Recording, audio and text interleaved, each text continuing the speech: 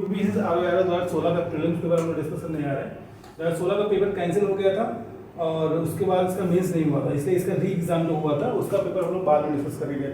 तो हम लोग क्या कर रहे हैं कि एंशिएंट का टॉपिक चल रहा है और जो भी क्वेश्चन होते हैं एंशिएंट के उसको हम लोग डिटेल में डिस्कस करते हैं। उसका टॉपिक निकाल के, अगर कोई रिपीटेटिव थीम आ रहा है, बार बार कहीं से सवाल आ रहा है या कोई क्वेश्चन है जिसमें ज़्यादा डिटेलिंग चाहिए, तो वो हम लोग सब कुछ कर रहे हैं ताकि कोई भी सवाल छूटे ना अगर फ्यूचर में सवाल आता है इस क्वेश्चन के, इस ऑप्शन के बेसिस पे। तो पहला सवाल है, सभ्यताओं का उत्तर से दक्षिण से सही क्रम में लगाइए। ठीक है, सभ्यता सिविलाइजेशंस को हम लोग नॉर्थ टू साउथ लगाना है। सिविलाइजेशन दे रखी है 4, उसको नॉर्थ टू साउथ लगाना है। ठीक है, और अब इसमें पहली सिविलाइजेशन एज़टेक। एज़टेक सिविलाइजेशन थी कहाँ पे? मैक्सिको में। मैक्सिको में एज़टेक सिविलाइजेशन थी। एज़टेक सिविलाइजेशन मैक्सिको के अंदर थी और मैक्सिको अमेरिका के जस्ट नीचे है। मैक्सिको और अमेरिका के बीच में एक नदी बहती है, उसका नाम है रियो दे ग्रांडे। ठीक है, रियो दे ग्रांडे रिवर का नाम है। तो ये भी सवाल ज्योग्राफी में आया हुआ है कि रियो दे ग्रांडे किन दो कंट्रीज के बीच में बहती है। तो एज़टेक मैक्सिको में है, उसके बाद माया मिडिल अमेरिका में, मध्य अमेरिका में माया सिविलाइजेशन है, माया सभ्यता है। ठीक है, माया सिविलाइजेशन कहाँ पे? मिडिल अमेरिका में है। उसके बाद म्यूजिका है साउथ अमेरिका में, मेनली कोलंबिया में है। साउथ अमेरिका मेनली कोलंबिया में। ऋग्वेद क्या है? ये सवाल आया था कि ऋग्वेद ऋचाओं का संकलन है। ऋचाओं का संकलन, कलेक्शन ऑफ हिम्स को बोलते हैं ऋग्वेद। और ऋग्वेद को जो पढ़ता था उसको होता बोलते थे। ऋग्वेद जो पढ़ता था उसको होता बोलते थे। ठीक है, वेद से संबंधित जितने भी सवाल हैं, हमने इससे पहले के वीडियो में 2013 वाले में हमने पूरा एक जगह पे कंपाइल कर दिया है, तो वहाँ से देख सकते हो। तो वहीं से सवाल ये आया हुआ है। ठीक है, तो ऑप्शन से क्वेश्चन बनते हैं, ऐसा नहीं है कि ऑप्शन से क्वेश्चन नहीं बनते, हमेशा बनते हैं और हमेशा बनते रहेंगे। अगला सवाल है, बुद्ध द्वारा दीक्षित या रूपांतरित। बुद्ध ने सबसे आखिर में किस व्यक्ति को ज्ञान दिया था या उपदेश दिया था? बुद्ध द्वारा दीक्षित या रूपांतरित अंतिम व्यक्ति कौन था? बुद्ध द्वारा दीक्षित या रूपांतरित अंतिम व्यक्ति कौन था? ये भी क्वेश्चन पहले आ चुका है बुद्धिज्म से संबंधित। तो बुद्धा और बुद्धिज्म को हम लोग बहुत डिटेल में डिस्कस कर चुके हैं। तो ये भी सवाल पहले आपको मिल जाएगा पहले की वीडियो में। तो बुद्ध द्वारा दीक्षित या रूपांतरित अंतिम व्यक्ति था सुबुद्ध। ठीक है, सुबुद्ध था। और पहला व्यक्ति कौन था? आनंद था। क्वेश्चन नंबर 4, ये सब क्वेश्चन पहले डिस्कस कर चुके हैं। क्वेश्चन नंबर 4 है, एका ब्राह्मण। अब ये नया क्वेश्चन है, एका ब्राह्मण। एका ब्राह्मण का टाइटल किसको दिया गया था? एका ब्राह्मण का टाइटल गौतमपुत्र सातकर्णी को दिया गया था और इसको प्रोटेक्टर ऑफ वर्णा सिस्टम भी बोलते हैं। Protector of varna system, protector of varna system. ठीक है, प्रोटेक्टर ऑफ वर्ण सिस्टम। वर्ण सिस्टम को, वर्ण व्यवस्था को बचाने वाला गौतमपुत्र सातकर्णी ही था। गौतमपुत्र सातकर्णी था। अब गौतमपुत्र सातकर्णी सातवाहन डायनेस्टी का था। ठीक है, गौतमपुत्र सातकर्णी सातवाहन वंश का था और सातवाहन को ही पुराण में आंध्रा कहा गया, आंध्रास। ठीक है, तो आंध्रा से याद रखो कि इसका जो रीजन था, इसका जो सातवाहन डायनेस्टी का रीजन था वो आंध्र प्रदेश, महाराष्ट्र और तेलंगाना। आते हुए तेलंगाना रीजन वहाँ पे है। आंध्र प्रदेश, महाराष्ट्र और तेलंगाना रीजन के आसपास का ही क्षेत्र है जहाँ पे पहले के ज़माने में, एंशिएंट के टाइम में सातवाहन डायनेस्टी थी। ठीक है, तो ये सवाल आ चुका है कि आंध्रास किस वंश को बोला जाता था? तो पुराण में आंध्रास सातवाहन को बोला गया। इसकी राजधानी कहाँ थी? राजधानी है प्रतिष्ठान या औरंगाबाद। प्रतिष्ठान औरंगाबाद में इसकी राजधानी है। प्रतिष्ठान औरंगाबाद आज की सिटी। ठीक है, सातवाहन डायनेस्टी ने प्रैक्टिस शुरू की थी, started practice of donating land to Brahmin. हम चोला के टाइम में जो जमीन ब्राह्मण को दी जाती थी उसको ब्रह्मदेया बोला जाता था और उसके ऊपर कोई भू राजस्व कर या रेवेन्यू टैक्स नहीं लिया जाता था। भू राजस्व या रेवेन्यू टैक्स नहीं लिया जाता था। ठीक है, ये प्रैक्टिस शुरू किया था किसने? सातवाहन डायनेस्टी ने। और सातवाहन डायनेस्टी इसके बाद आई कण्वा डायनेस्टी के बाद आई, मतलब मौर्य के बाद, पोस्ट मौर्य। जितने भी छोटे छोटे राजा थे सबने अपनी अलग अलग एक डायनेस्टी बना ली, सबने अपना अलग अलग वंश बना लिया। ठीक है, तो इन लोगों ने इस शुरू किया था, ब्राह्मण को लैंड देना शुरू किया था। ठीक, उसके बाद इन्होंने चैत्य और विहारा बनवाए थे।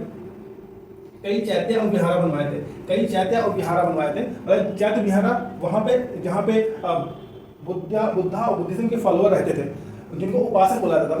उपासक चैत्य विहारा में रहते थे।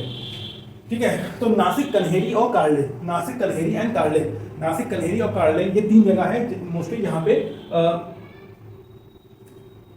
बुद्धा के उपासक या बुद्धिज्म के उपासक रहते थे। ठीक है, अब ये सवाल है रीजन, ये भी सवाल आ चुका है कि सातवाहन डायनेस्टी जो संबंध था वो किस किस क्षेत्र में फैला हुआ था, तो हम लोग डिस्कस कर चुके हैं। रीजन जो था आंध्र प्रदेश, महाराष्ट्र एंड तेलंगाना। आंध्र प्रदेश, तो संस्कृत भाषा को संरक्षण दिया गया, संस्कृत भाषा को सातवाहन वंश में संरक्षण दिया गया, और 7 अन्य भाषाओं का भी इसको भी राज्य का संरक्षण मिला, जैसे प्राकृत भाषा, उसको भी बढ़ावा दिया गया, इसको भी बढ़ावा दिया गया, इसको भी बढ़ावा दिया गया।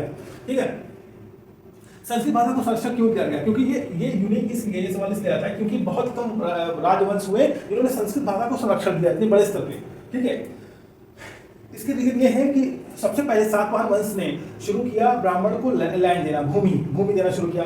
सातवाहन वंश ने शुरू किया ब्राह्मण को भूमि देना, और भूमि में भू राजस्व नहीं लगता था, भूमि में भू राजस्व नहीं लगता था जिस भूमि को ब्राह्मण को दिया जाता था। ठीक है, तो ब्राह्मण ओवर पीरियड ऑफ टाइम काफी पावरफुल होते गए, साथ साथ में फिर ये धीरे करके ये राज्य में आ गए, इनका इन्फ्लुएंस पॉलिटिक्स में हो गया। जब ऐसा हुआ तो सातकर्णी, गौतम बुद्ध सातकर्णी के हाला जैसे रूलर भी इस चीज को फॉलो करने लगे, और इन लोगों ने संस्कृत भाषा को राज्य स्तर पे इसको इस्तेमाल किया जाने लगा, उसके बाद इसको संरक्षण दिया जाने लगा उसके बाद। ठीक है, बहुत सारी जो है किताबें, साहित्य और मैगजीन वगैरह छपने लगी संस्कृत में। इस वजह से ये याद करने का तरीका, इस तरह से स्टोरी बना के याद करने का तरीका है। ठीक है, उसके बाद लेड कॉइन या शीशा धातु के सिक्के सबसे पहले सातवाहन वंश में ढाले गए। ठीक है, first to start lead coin किसने शुरू किया, सातवाहन वंश ने लेड कॉइन शुरू किया, सातवाहन वंश ने लेड कॉइन शुरू किया।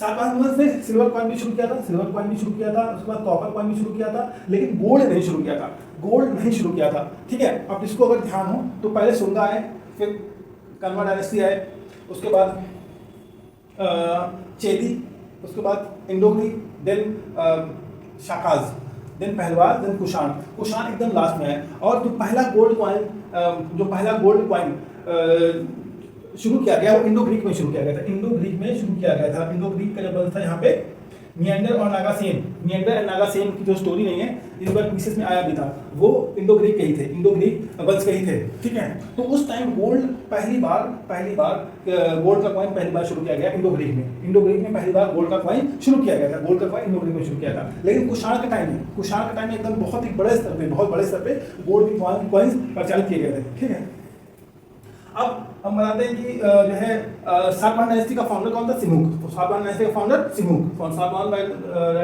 सिमुक, और सिमुक का नाम आता है नालाघाट अभिलेख में सिमुक का नाम आता है। और सातवाहन डायनेस्टी की राजधानी क्या है, तो हमने बताया था सातवाहन डायनेस्टी 3 राज्यों में फैली हुई है। आज के की बात करें 3 राज्यों में फैली हुई थी, तो एक आंध्र, तेलंगाना एंड महाराष्ट्र, और इसकी राजधानी थी अमरावती। आज भी तेलंगाना की राजधानी जो अमरावती बनाई जा रही है, देख लेना। तो उस टाइम भी राजधानी इसकी अमरावती थी, इसकी राजधानी अमरावती थी। अब देख लेते हैं इसके फेमस रूलर्स कौन कौन से हैं। तो सबसे पहला फेमस रूलर कौन है, सातकर्णी ने कलिंगा को जीता था। उसको हरा करके खरवेला के बाद हराया नहीं था, खरवेला के जब मर जाता है उसके बाद उसने सातकर्णी ने कलिंगा को जीत लिया था। और खरवेला कौन है, खरवेला चेदी वंश का एक शासक था, जिससे संबंधित एक हाथी गुम्फा अभिलेख है। खरवेला से संबंधित एक हाथी गुम्फा अभिलेख है। ठीक है, इसलिए यह खरवेला बहुत एग्जाम में आता है। इसके बाद सातकर्णी का एक वो था टाइटल था